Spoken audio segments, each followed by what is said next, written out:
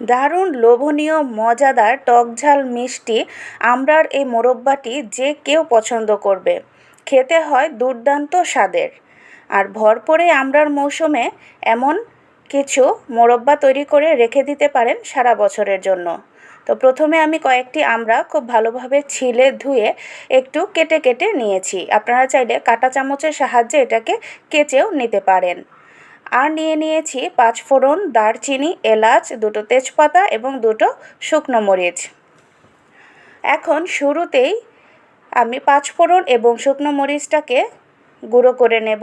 তার আগে আমড়াগুলোকে একটু ভাপিয়ে নিচ্ছি। একদমই সেদ্ধ করা যাবে না, শুধু 3-4 মিনিট সময় নিয়ে একটু লবণ দিয়ে এটাকে ভাপ দিয়ে নেব। কালারটা যখন চেঞ্জ হয়ে গিয়েছে তখন এটার পানিটা ঝরিয়ে ফেলে দেব। আর অপরদিকে শুকনো মরিচ 2টো এবং 5 ফোড়নটা দিয়ে একটু ভেজে উঠিয়ে রাখবো এবং গুঁড়ো করে নেব। তো 5 ফোড়নটা ভাজা হয়ে গেলে একই কড়াইতে দিয়ে দিচ্ছি সরিষার তেল প্রয়োজন মতো।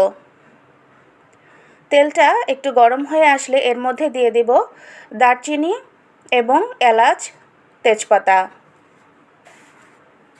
তো এই মশলাগুলো দেওয়ার পর সেই পানি ঝরিয়ে রাখা আমড়াগুলো এর সাথে দিয়ে দেব।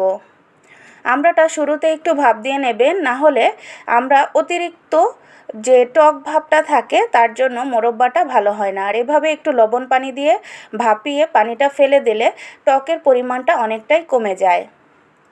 তো তেল মশলার সাথে আমড়াগুলো দিয়ে একটু নেড়েচেড়ে নিলাম। এখন 1 বাটি চিনি থেকে আমি অর্ধেকটার বেশি পরিমাণে দিয়ে নিচ্ছি। দিয়ে মিশিয়ে নেওয়ার পর বাকি চিনিটুকুও আমি দিয়ে দেব। তো নেড়েচেড়ে একটু মিশিয়ে গলিয়ে নিচ্ছি। এবার বাকি অর্ধেকটা চিনিও দিয়ে দিচ্ছি এবং সাথে দিয়ে দিব স্বাদ অনুযায়ী লবণ। এরপর দিয়ে দিচ্ছি কিছুটা পরিমাণে গুড়। গুড়টা দেওয়ার ফলে খুব সুন্দর একটা ফ্লেভার আসে এবং কালারটাও খুবই সুন্দর হয়। তবে গুড় দিতে হবে এমন কোনো কথা নেই, হাতের কাছে না থাকলে নাও দিতে পারেন। শুধু চিনি দিয়েও এই মোরব্বাটা তৈরি করা যাবে।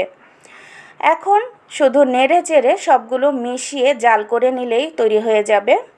বেশ কিছুক্ষণ জাল করার পর যখন চিনির শিরাটা কমে এসেছে তখন সেই গুঁড়ো করে রাখা 5 ফোড়নের গুঁড়োটা দিয়ে দিলাম। ব্যাস তৈরি হয়ে গিয়েছে। এখন আর তেমন কোনো কিছুই দিতে হবে না, শুধু নেড়ে চেড়ে চিনির শিরাটা কমিয়ে নিতে হবে, তাহলেই তৈরি হয়ে যাবে আমড়ার এই মোরব্বাটা। তো সংরক্ষণের জন্য কিছুটা পরিমাণে ভিনেগার দিয়ে দিতে পারেন। তো তৈরি হয়ে গেল সুস্বাদু মজাদার এই আমড়ার রেসিপি। যদি ভালো লেগে থাকে অবশ্যই চ্যানেলটি ফলো এবং সাবস্ক্রাইব করে রাখবেন। আল্লাহ হাফেজ।